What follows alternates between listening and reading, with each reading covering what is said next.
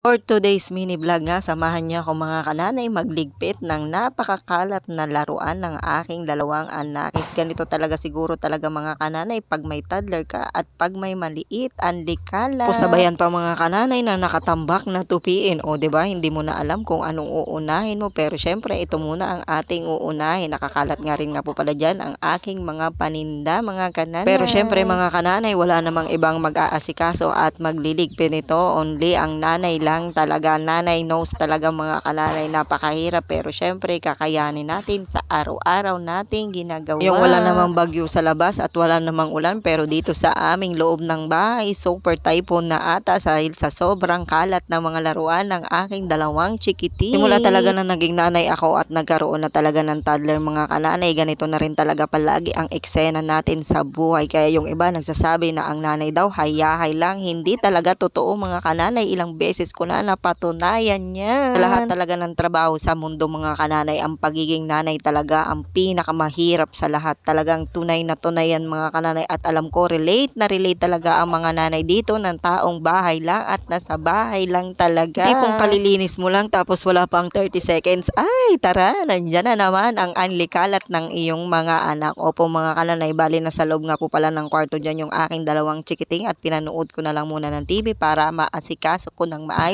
ang aking gagawin. O siguro mga kanaya ay hayahay na ang tingin nila sa atin kasi nasa loob lang tayo ng bahay. Nakikita siguro nila minsan na nakakaupo lang tayo nagdudutnat ng cellphone, pero hindi nila alam katatapos lang ng ating napakaraming gawain. Siyempre mga kananay, tao lang rin naman tayo at hindi tayo robot at hindi tayo bato, napapagod din naman tayo at kailangan din natin ng pahinga. Tipong araw-araw na nga natin ginagawa mga kananay, kaya na-memorize na natin kung anong sunod-sunod nating gagawin. Pagkatapos ko nga ligpitin yung kalat ng aking dalawang anakis dyan mga kananay, magwawalis na naman tayo ng ating semento. For the walis na naman nga ang kananay nyo ng aming sahi, kasi dito talaga sa amin mga kananay, alikabok talaga. Kahit ang ginagawa ko dyan 3 to 5 times a day ako nagwawalis dito sa aming bahay, napakaraming alikabok pa rin. Naman sa sobrang selan at napakaarte kong mga kananay, pero syempre pag may toddler tayo at may maliit, kung saan-saan lang yan nag-uupo at naglalaro, kaya mas better na at mas maganda na talaga na palaging malinis ang kanilang nilalaro. Hindi naman sapat na todong linis mga kananay, pero at least alam mo sa sarili mo na malinis ang nilalaruan ng iyong anak. Opo mga kananay, for the walis pa rin ang perso dyan. Syempre pagkatapos ko dyan, asikasuhin ko na naman ang aking sarili. Syempre mga kananay, bago tayo, unahin talaga natin ang ating mga anak. Ganun naman talaga pag nanay, mas nauuna talaga natin asikasuhin ang ating mga anak bago ang ating sarili. Thank you mga kananay, pa like and share.